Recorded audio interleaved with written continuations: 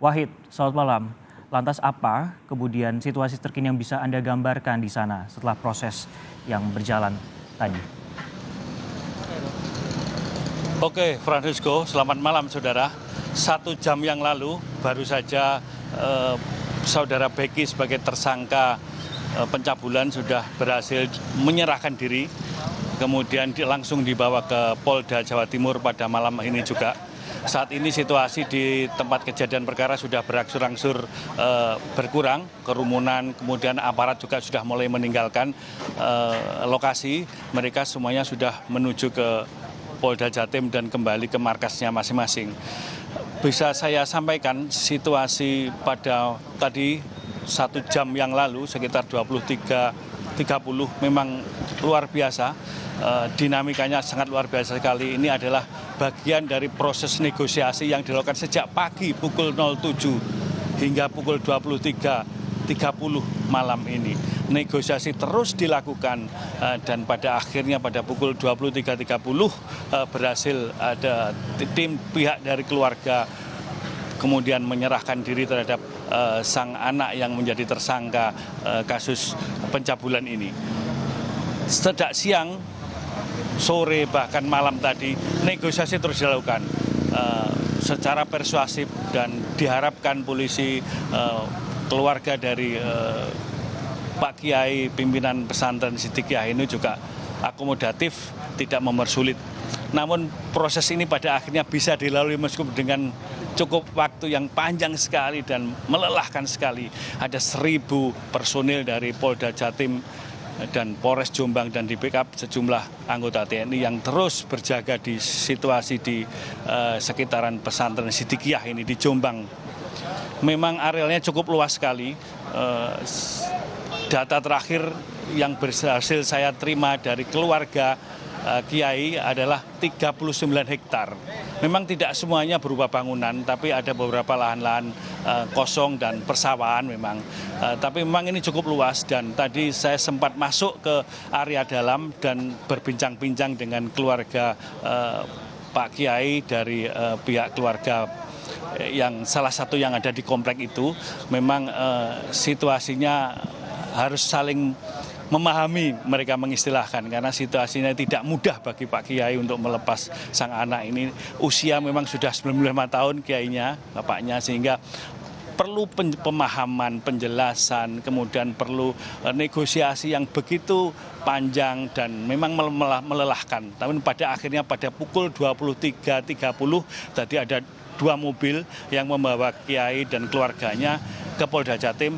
Memang sesuai dengan janji kepada Polres Jombang, Kiai akan mengantarkan anaknya ke Mapolda sore tadi.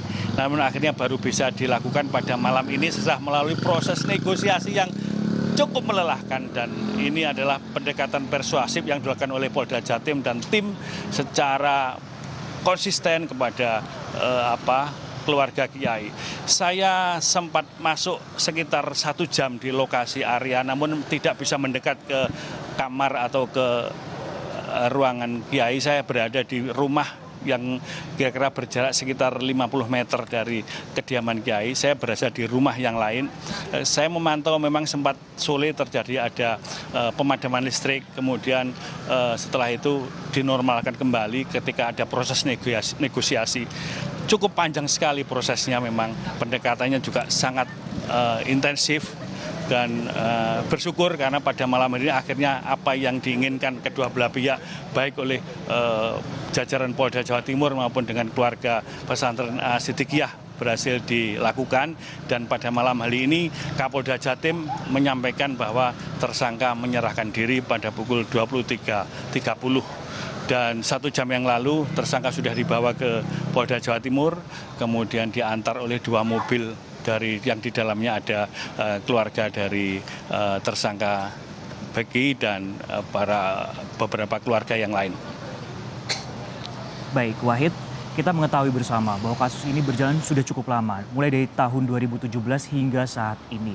Dan terlebih tadi Anda kembali mengulang ataupun menyebutkan masalah negosiasi dengan pihak keluarga, khususnya adalah kepada pengurus ponpes yang juga merupakan ayah dari tersangka. Lantas sebenarnya siapakah ayah dari tersangka ini? Kenapa sosok ini bisa harus bernegosiasi yang cukup lama untuk kemudian dilakukan jemput paksa terhadap anaknya ini. Siapakah dia sebenarnya kalau menurut informasi yang Anda dapatkan? Seperti yang sudah pernah saya sampaikan pada Kompas Petang bahwa pesantren Siddiqiyah ini adalah pusatnya adalah kegiatan Thariqat Siddiqiyah di seluruh Indonesia. Ini memang menjadi pusat kegiatan Thariqah yang ada di Jombang ini dari seluruh Indonesia, dan murid-muridnya memang dari berbagai kota di seluruh Indonesia.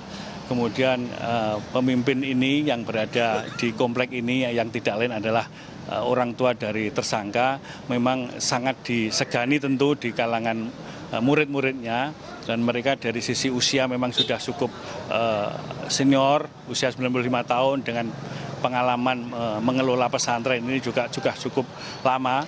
Saat ini santrinya ada sekitar 1000-an lah yang menetap, tapi ada santri atau murid-murid dari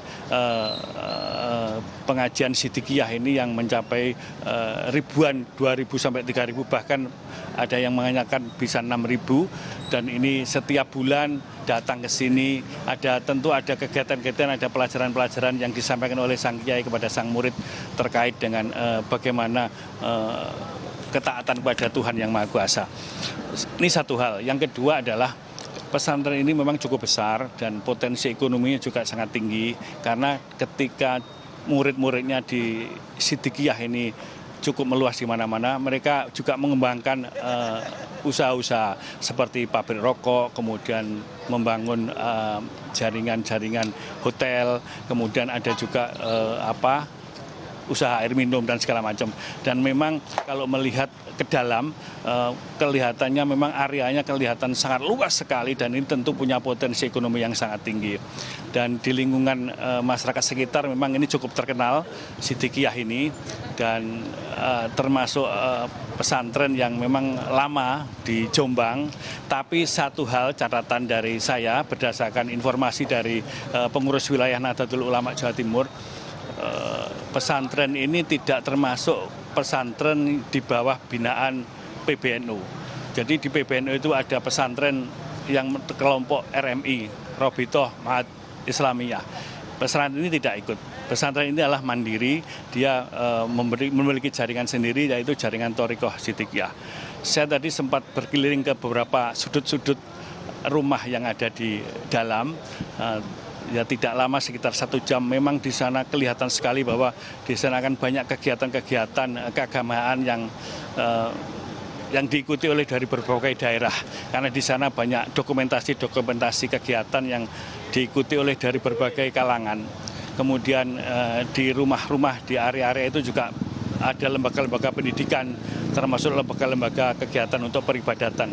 Ini kelihatan memang bahwa pesantren Siddiqiyah ini pesantren yang memang cukup populer di kelompok mereka, kelompok Thariqah Siddiqiyah ini.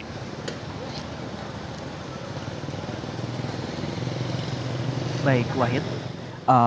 Bisa Anda gambarkan, kita mengetahui bersama juga bahwa Kementerian Agama juga sudah mencabut izin Ponpes di Ponpes Siddiqiyah Jombang tersebut. Lantas bagaimana untuk kondisi para santri di sana pasca pencabutan izin yang dilakukan oleh Kementerian Agama tersebut? Apakah kemudian akan dikembalikan ke daerah asal masing-masing, atau saat ini seperti apa gambarannya terakhir yang Anda sampaikan? Karena kan tadi Anda juga sudah berputar ataupun juga berkeliling di dalam sana. Saya tadi sempat berbicara dengan salah satu keluarga terkait dengan informasi keputusan dari Kementerian Agama. Mereka sudah mengetahui bahwa akan ada pencabutan. Ya tentu mereka akan ada rencana untuk melakukan klarifikasi kepada Kementerian Agama di Jawa Timur atau mungkin di Jombang, agar apa yang menjadi keputusan ini juga akan bisa pertimbangan kembali alasan mereka, karena ini juga menyangkut kepentingan dan hajat para siswa yang ada di sini. Namun itu sifatnya masih emosional karena baru saja mendengar. Dia juga terkejut sekali karena terlalu cepat bagi mereka. Menurut mereka keputusan itu disampaikan tanpa ada pemanggilan sebelumnya. Namun tentu Kementerian Agama juga punya pertimbangan lain kenapa keputusan itu segera diturunkan. Jadi tadi pihak keluarga juga akan menyampaikan tentu akan diterima karena ini sudah terjadi. Namun mereka juga ada niat untuk memberikan semacam klarifikasi kepada Kementerian Agama terkait bagaimana ke depan aset pondok, kemudian sekolahan, kemudian siswa dan santri ini ke depan seperti apa setelah pasca ada penutupan ini. Tadi saya sempat berkomunikasi dengan salah satu santri yang dari Jember.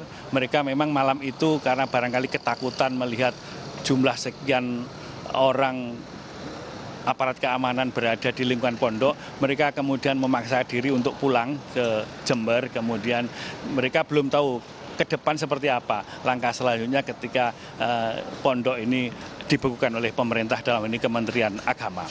Namun yang pasti belum ada sikap resmi dari pondok apakah yang akan dilakukan ke depan pasca penutupan atau pembekuan pesantren Sidikiyah ini oleh Kementerian Agama. Karena situasi di dalam pondok tentu masih belum stabil setelah ada pasca kegiatan pada siang sampai malam hari ini yang memang cukup menyita perhatian semua pihak. Demikian. Baik, terima kasih Wahid Bukaidori atas laporan Anda.